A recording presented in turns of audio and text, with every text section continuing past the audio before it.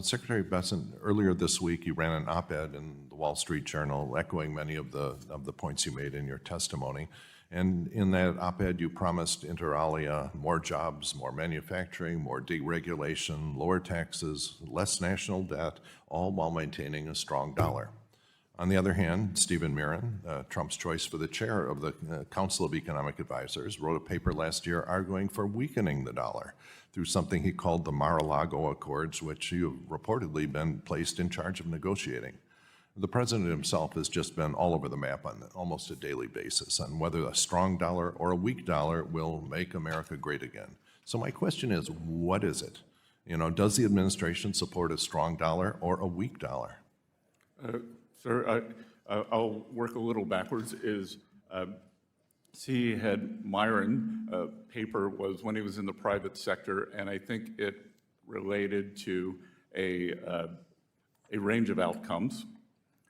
Two, that I believe that the conditions for a strong dollar, they are important for international confidence.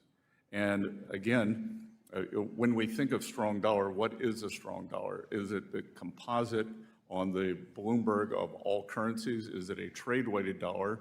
And then we can also look at bilateral relationships, because much of that could be not so much a strong dollar, but other countries manipulating and suppressing their currencies, which would... We lived through that in the Bush administration and his non-reaction to what China was doing. I know all about that.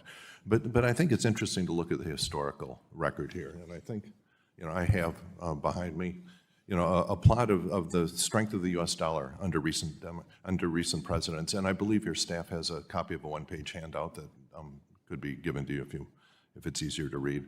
And what it says is remarkable, that it says that under every president, from every Republican president, Reagan, Bush Jr., Trump 1, or now Trump 2, the dollar has weakened. Under every Democratic president, without exception, Clinton, Obama, Biden, the dollar has gone up significantly.